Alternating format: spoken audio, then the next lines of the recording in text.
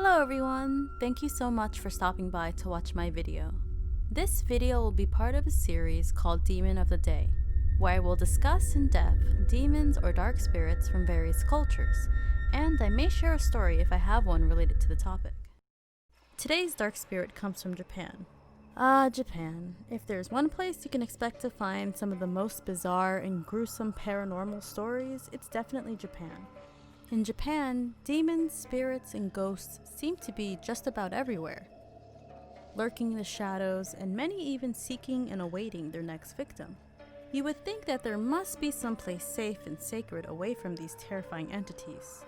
But even when you're at your most vulnerable state, late at night, all alone, with your undies at your ankles, taking a poop, especially one of those poops when you're paralyzed by pain, bent over, praying with your face in your knees, not even then are you safe from Japanese demons.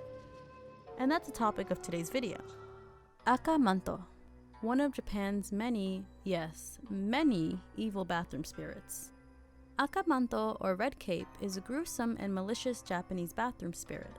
It appears as a floating, red-hooded caped figure, covering its face with a white mask. The legend goes, Aka Manto is believed to have been a young male high school student. He would wear a red cape, he was very handsome, and would attract many girls. After constantly being hounded by these thirsty girls, Aka Manto decided to wear a white mask to cover his beauty.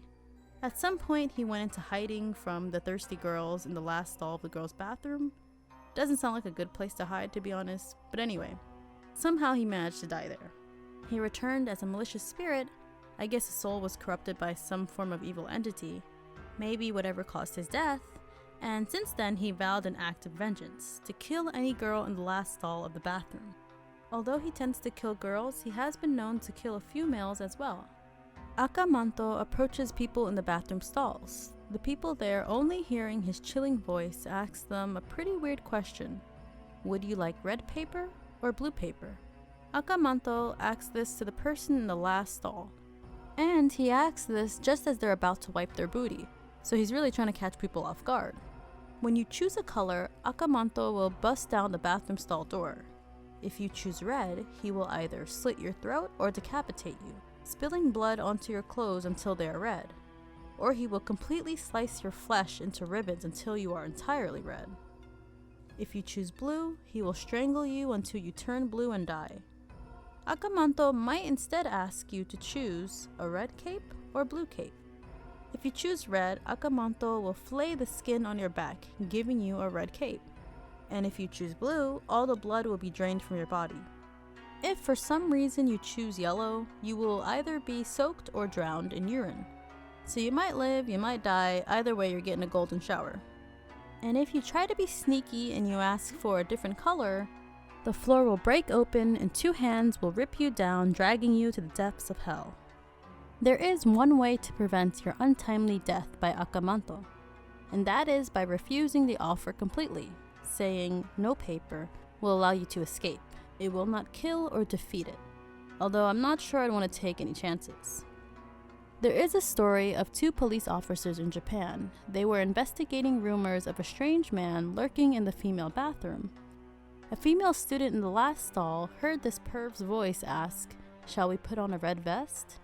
When the female officer was in the girl's bathroom investigating, she heard the same question from the same creepy voice. Tired of this BS, the female officer screamed, "Okay, put it on." Suddenly, the male officer from the outside heard her scream, followed by a loud thump.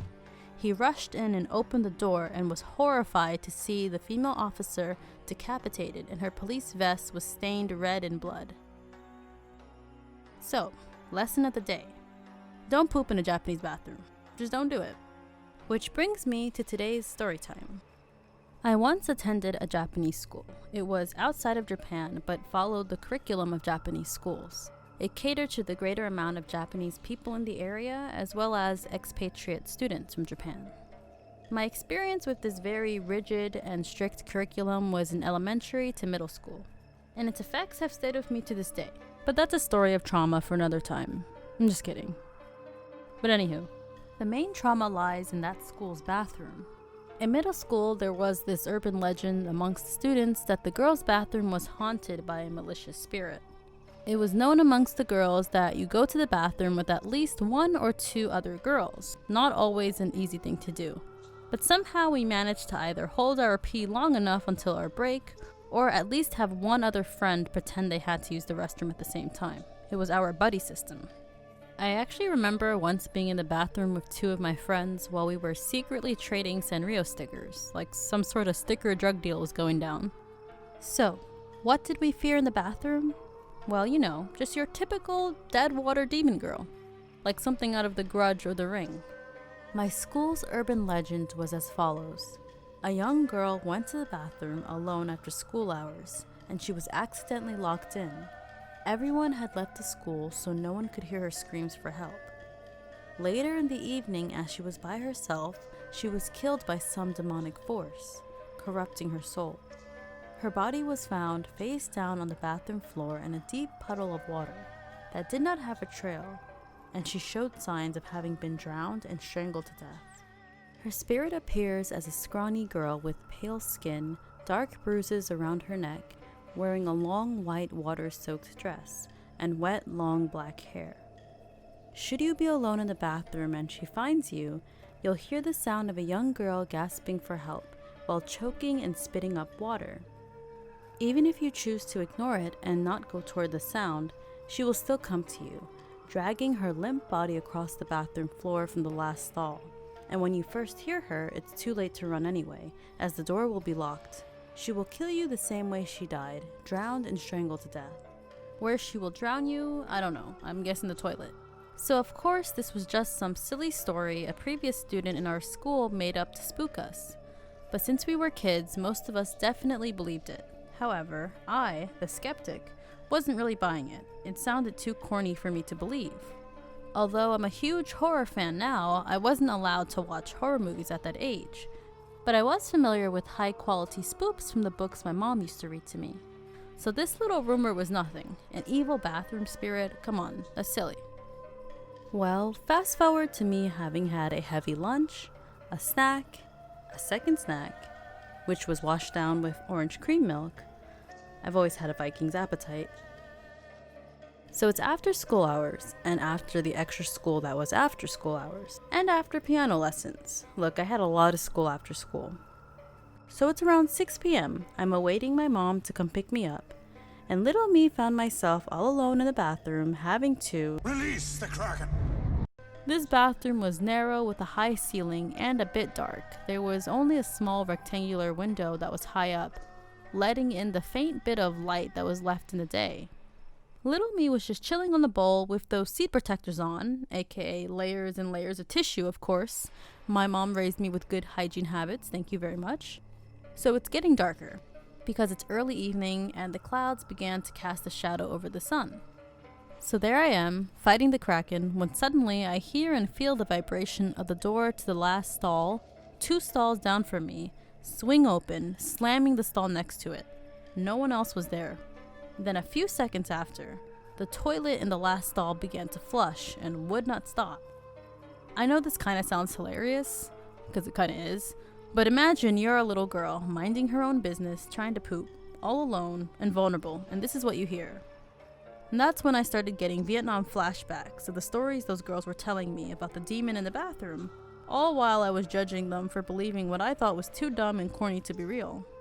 Well, I can say that's the fastest poop I've ever had, and because I'm all about good hygiene, my dumbass still made time to wash my hands and not buck the freak out of there.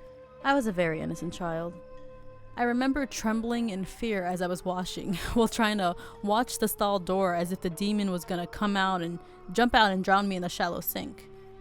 So, to this day, I can't explain what that was. Maybe there really was some dead water demon girl lurking and about to attack me. I don't know, it was definitely something unnatural. And when I told my friends about it, they made it pretty clear that I would make a good target for it since I didn't believe in it. Yeah, some really comforting stuff from my friends. Needless to say, yes, I was terrified throughout the rest of the year going to that bathroom. And I certainly did not go alone anymore. Anyway guys, if you have any haunted bathroom stories, please share it with me in the comments below. I'd love to hear all your experiences. It's comforting to know you're not alone experiencing the spooks. And if you like this content, please feel free to like and subscribe and comment below. I really appreciate it. Thank you so much for watching, and stay safe everyone.